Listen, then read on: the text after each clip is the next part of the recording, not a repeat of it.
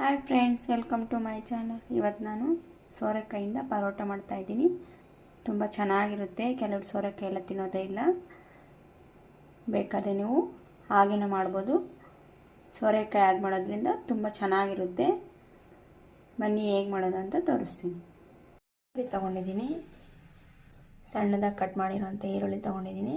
ಖಾರಕ್ಕೆ ಹಸಿಮೆಣಸಿನಕಾಯಿ ತೊಗೊಂಡಿದ್ದೀನಿ, ಕ್ಯಾರೆಟು ತುರಿದಿರೋಂಥದ್ದು, ಕೊತ್ತಂಬರಿ ಸೊಪ್ಪು, ರುಚಿಗೆ ತಕ್ಕಷ್ಟು ಉಪ್ಪು, ಒಂದು ಬೌಲ್ ಆಗೋಷ್ಟು ಮೊಸರು ತೊಗೊಂಡಿದ್ದೀನಿ, ಒಂದು ಕಪ್ ಆಗೋಷ್ಟು ಮೈದಾ ಹಿಟ್ಟು, ಒಂದು ಬೌಲ್ ಆಗೋಷ್ಟು ಗೋಧಿ ಹಿಟ್ಟು, ಚಿರೋಟಿ ರವೆ ತೊಗೊಂಡಿದ್ದೀನಿ, ಒಂದು ಬೌಲು ಎಣ್ಣೆ, ಸೋರೆಕಾಯಿ ತೊಗೊಂಡಿದ್ದೀನಿ. ಸೋರೆಕಾಯಿ ತುರಿದಿರೋದು ತೊಗೊಂಡಿದ್ದೀನಿ. ಇದು ಬೇಕಾದರೆ ಆಪ್ಷನಲ್, ಇದು ಬೇಕಾದರೆ ಹಾಕ್ಕೋಬೋದು.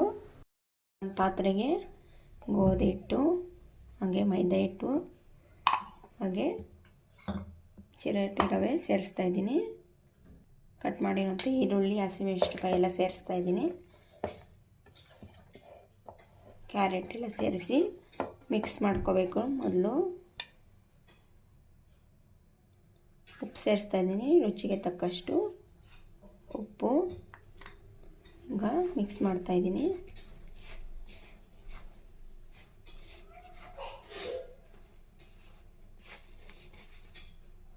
ಈಗ ಇದಕ್ಕೆ ಸೋರೆಕಾಯಿ ಸೇರಿಸ್ತಾ ಇದ್ದೀನಿ, ತುರಿದಿರೋಂಥ ಸೋರೆಕಾಯಿ. ಇದು ಆಪ್ಷನಲ್ಲು, ಬೇಕಾದರೆ ಹಾಕ್ಕೋಬೋದು. ನಾನು ಮನೆಯಲ್ಲಿತ್ತು ಅಂತ ಸೇರಿಸ್ತಾ ಇದ್ದೀನಿ ಇದು. ಈಗ ಇದಕ್ಕೆ ಮೊಸರು ಸೇರಿಸ್ತಾ ಇದ್ದೀನಿ. ನಾನಿಲ್ಲಿ 1/4 ಲೀಟ್ರ್ ಆಗೋಷ್ಟು ಮೊಸರು ತೊಗೊಂಡಿದ್ದೀನಿ. ಮೊಸರು ಸೇರಿಸಿದ್ರೆ ಸ್ವಲ್ಪ ಬೇಗ ಹುಳಿ ಬಂದು ರೊಟ್ಟಿ ಟೇಸ್ಟಿಯಾಗಿರುತ್ತೆ. ಬೇಗ ಮಾಡ್ಕೋಬೇಕಂದ್ರೆ ನಾವು ಮೊಸರು ಆ್ಯಡ್ ಮಾಡ್ಕೋಬೇಕು. ಈಗ ಇದಕ್ಕೆ ಸ್ವಲ್ಪ ನೀರು ಮಿಕ್ಸ್ ಮಾಡಿಕೊಂಡು ಚೆನ್ನಾಗಿ ಹಿಟ್ಟು ನಾದ್ಕೋಬೇಕು. ಆವಾಗ ಚೆನ್ನಾಗಿ ಬರುತ್ತೆ. ಚೆನ್ನಾಗಿ ಈ ರೀತಿ ನಾದೋದ್ರಿಂದ ರೊಟ್ಟಿ ಟೇಸ್ಟಿಯಾಗಿರುತ್ತೆ. ಇಲ್ಲಾಂದರೆ ಗಂಟು ಅಲ್ಲಲ್ಲಿ ರೊಟ್ಟಿ ಹಿಟ್ಟೆಲ್ಲ ಇರ್ತೈತೆ. ಈ ರೀತಿ ಚೆನ್ನಾಗಿ ಮಿಕ್ಸ್ ಮಾಡ್ಕೋಬೇಕು. ನಾನು ನೀರು ಸ್ವಲ್ಪನೇ ಹಾಕಿದ್ದೀನಿ. ಈಗ 1-2 ಸ್ಪೂನ್ ಆಗೋಷ್ಟು ಎಣ್ಣೆ ಸೇರಿಸ್ತಾ ಇದ್ದೀನಿ. ಎಣ್ಣೆ ಸೇರಿಸಿ ಒಂದು 15 ನಿಮಿಷ ಇಲ್ಲಾಂದರೆ 20 ನಿಮಿಷ ಚೆನ್ನಾಗಿ ನೆನೆಸಿಟ್ರೆ ರೊಟ್ಟಿ ಚೆನ್ನಾಗಿ ಬರುತ್ತೆ. ಮೊಸರು ಹಾಕಿದ್ದೀರಲ್ಲ, 20 ನಿಮಿಷ ನೆನೆಸಿದ್ರೆ ಸಾಕು. ಮೊಸರು ಹಾಕಿಲ್ಲ ಅಂದರೆ ಒಂದು ಅರ್ಧ ಅವರ್, ಮುಕ್ಕಾಲು ಅವರ್ ನೆನೆಸಿಡಬೇಕು.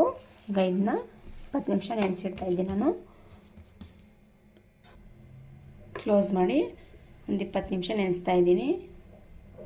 ನಿಮಿಷ ಆದಮೇಲೆ ತಟ್ಕೋಬೇಕು. ಈಗ ತಟ್ತಾ ಇದ್ದೀನಿ ನಾನು. ಮೊದಲು ತವಾಗೆ ಎಣ್ಣೆ ಅಪ್ಲೈ ಮಾಡ್ಕೋಬೇಕು. ಎಣ್ಣೆ ಅಪ್ಲೈ ಮಾಡೋದು ಚೆನ್ನಾಗಿ ಬರುತ್ತೈತೆ ಅಂತ ನಾನು ಹಸಿ ಹೆಂಚು ಮೇಲೇ ತಟ್ತಾಯಿದ್ದೀನಿ. ನೀವು ಬೇಕಾದರೆ ಬಿಸಿಯಲ್ಲಿ ತಟ್ಕೋಬೋದು. ನಾನು ಈ ರೀತಿ ತಟ್ಟೋದ್ರಿಂದ ತೆಳ್ಳಗೆ ನಮ್ಗೆ ಯಾವ ರೀತಿ ಬೇಕೋ ಆ ರೀತಿ ತಟ್ಕೋಬೋದು. ಈಗ ತಟ್ತಾ ಇದ್ದೀನಿ ನೋಡಿ. ನಮ್ಗೆ ಯಾವ ರೀತಿ ಬೇಕೋ ಆ ರೀತಿ ತಟ್ಕೋಬೋದು. ಈ ರೀತಿ ತಟ್ಟಿದ್ರೆ ತೆಳುವಾಗಿ ಚೆನ್ನಾಗಿ ಬರುತ್ತೆ. ಎಣ್ಣೆ ಹಾಕ್ಕೊಂಡು ನೀಟಾಗಿ ತಟ್ಕೋಬೇಕು. ಆವಾಗ ತುಂಬ ಚೆನ್ನಾಗಿ ಬರ್ತೈತೆ.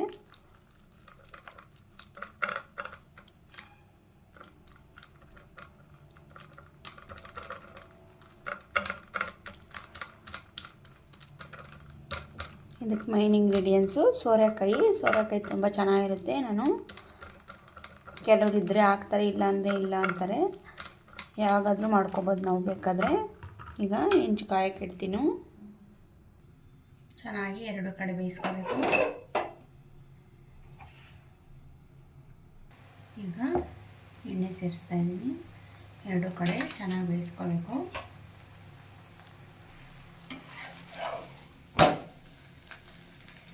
ಎರಡು ಕಡೆ ಚೆನ್ನಾಗಿ ಬೆಂದಿದೆ. ಈಗ ನಾನು ಪ್ಲೇಟ್ಗೆ ಸರ್ವ್ ಮಾಡ್ತಾ ಇದ್ದೀನಿ.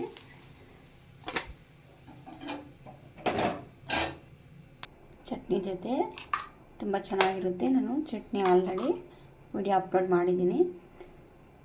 ನೀವು ಬೇಕಾದರೆ ಕೋಕೋನಟ್ ಚಟ್ನಿನೂ ಆ್ಯಡ್ ಮಾಡ್ಕೊಂಡು ತಿನ್ಬೋದು. ತುಂಬ ಚೆನ್ನಾಗಿರುತ್ತೆ. ನೋಡಿದ್ರಲ್ಲ ಫ್ರೆಂಡ್ಸ್, ರೆಡಿಯಾಗಿದೆ ಸೋರೆಕಾಯಿ ಪರೋಟ. ನನ್ನ ವಿಡಿಯೋ ಇಷ್ಟ ಆದರೆ ಒಂದು ಲೈಕ್ ಮಾಡಿ. ಹಾಗೆ ನೀವು ಹೇಗೆ ಮಾಡಿದ್ದೀರಾ ಅಂತ ಕಾಮೆಂಟ್ ಮಾಡಿ. Thank you friends.